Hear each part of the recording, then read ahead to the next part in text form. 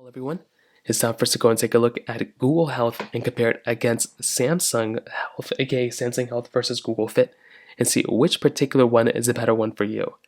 Now, it really doesn't matter too much because these both are going to be giving you kind of the same type of capability for the most part. If you have a Google Pixel, if you have a Samsung, you can get both these apps on both if you really want to by downloading APK files or just downloading Google Fit on here.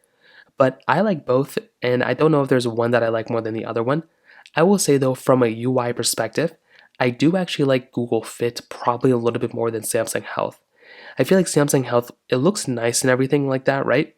But I like the Google UI on the Google Fit app more. I feel like it's kind of less in your face of how much Google it is, right? It's just kind of showing you some stuff and then that's it. Whereas on Samsung Health, it seems like every other thing is some Samsung thing, that they made. So there's like the energy score that they made, which is really cool. But even just the Samsung Health thing here, and then the Samsung Health in the corner again, it's kind of annoying. Other than that, though, that's kind of a petty thing. They both give you pretty much the same type of layout. So the way the Samsung Health application pretty much works is that you have the basic layout right here, right? You can have your energy score up here, which is, or your cards up at the top. You can click here, you can edit up the way your particular home screen looks like and everything like that. You have your energy score, body composition.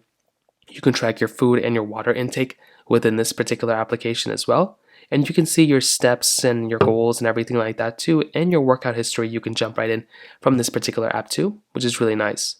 You can see your together. So if you have teams in your in your application, if you have other people who are set up too, you can see their steps and everything like that too. Your friends, you can go in. Your fitness, you can see right here too. If you have certain goals within fitness, see all that information here. And then your dedicated page, which if you have badges, if you have your personal bests or anything, you basically see all that stuff right here. Now, within Google Fit, it is more or less kind of the same thing, right? Both these kind of spin off each other a little bit. I like how as soon as you open it up, you do have your steps and your goals and all that stuff right here at the very top, your hard points. It's very nice having that stuff right at the very top right here, and I'm actually a really big fan of that for the most part. You can scroll down and you can see your daily goals as well. So you can see, other goals here, your last 7 days, how well you've, stood up against those things.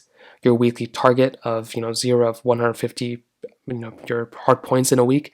If you want that, you have that type of capability here too. And some other tips and tricks they give you and show you throughout. I really don't think most people are making it down here, but still it's very nice. You're mostly probably opening it up to see your steps. Now here, you have your journal.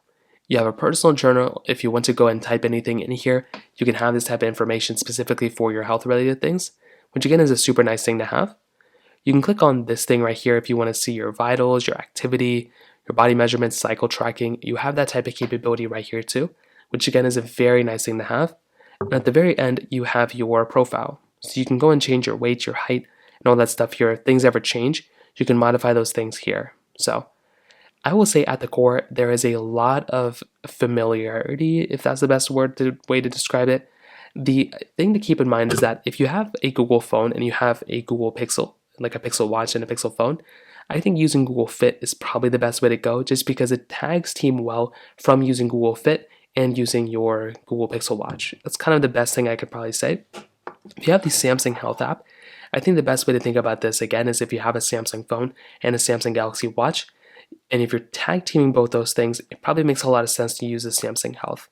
But if you have one or the other, let's say you have a Samsung Watch and a Google Pixel, or you have a Google Pixel Watch and a Samsung phone, in situations like that, I think you can go either way. You can use either the Samsung Health app or the Google Fit app, and they're both going to be giving you the same type of experience. I think my personal favorite one out of both of these is Google Fit, but I think Samsung Health is also very, very good as well. So that kind of covers it up there for the most part. If you have any other thoughts or questions, let me know in the comment section below. Hit the like button, that would mean so much, but definitely hit that subscribe button. More importantly than everything else, I love every single one of you guys. Hopefully I'll catch you guys in the next video. Peace.